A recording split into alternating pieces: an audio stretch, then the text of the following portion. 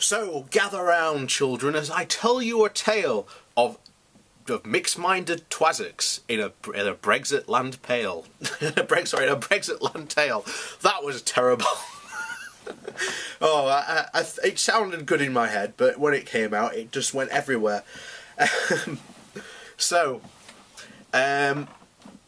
Here we are, a tale from the Independent.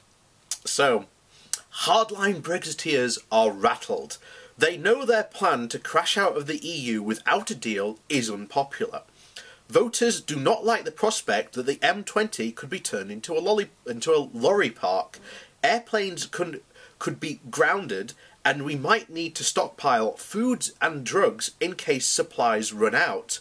That's why Jacob Rees-Mogg and his gang are trying to rebrand a no-deal Brexit as a clean Brexit. They hope to hoodwink voters and thereby persuade them to charge over the abyss. Rees-Mogg's European Research Group now reportedly plans to publish its manifesto in advance of the Tory party conference.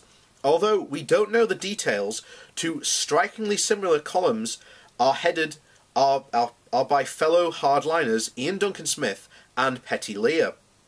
Both former Tory cabinet ministers give a clear idea of what the arch-Brexiteers are thinking. The basic idea is to offer the EU a free trade deal similar to the one it has with Canada. If the other countries refuse, we would then trade with the EU on the WTO terms, or the World Trade Organization.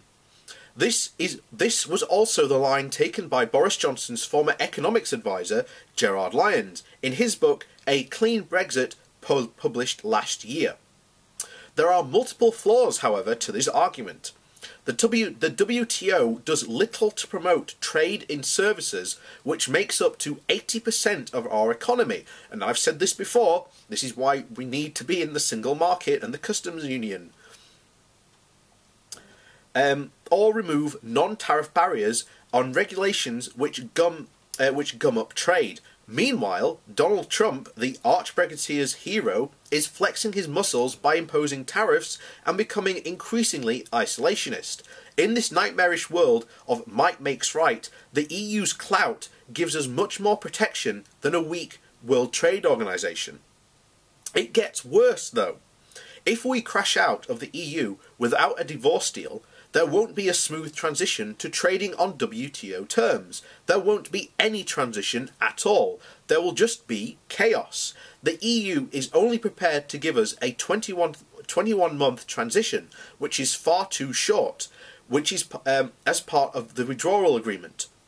Two other elements of the deal are that we will pay the EU $39 billion and keep the Irish border open. If we walk away without paying our bills, as the hardliners suggest, the other countries will be furious. They will pursue us through the courts.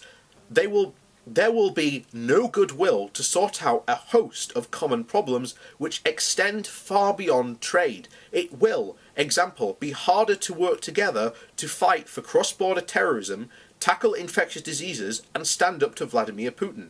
Hardliners scream, when they hear this, Project Fear.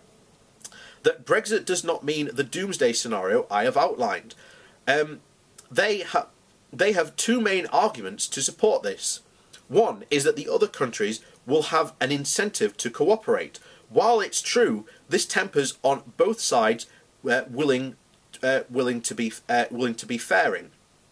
What's more, the EU believes correctly that we need it more than it needs us, and as a result our bravado will crack sooner, and it will, because we need the EU more than the EU needs us, and that's the truth, and that's a lot of truth that a lot of Brexiteers just can't face up to. The second argument is that we can avoid chaos at the ports by keeping our borders open and daring the EU to close its own. This is absolutely fanciful. The EU's own laws won't let it wave through products with from what then would have been from then what would be a third country. It wouldn't have any incentive to change those laws either. A substandard products such as chlorinated chicken from America or dumped steel from China could then find their way onto the market via the UK. Even if the EU wanted an open border, it wouldn't be allowed to have one under WTO rules, unless it threw its borders open to the whole world. WTO rules mean that we couldn't avoid border controls just for the EU. We'd have to decide to flout these rules. We would have no way to check of anything coming into the UK. So much for taking back control of the borders. What's more, is it's not just our trade with the EU that would be stymied.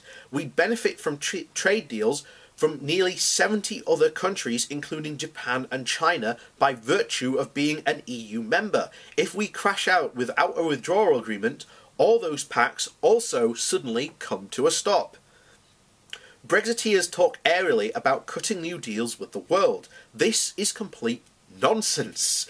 It's not just that we would have lost those deals with nearly 70 countries, and we wouldn't have the EU's clout to try and negotiate those new deals.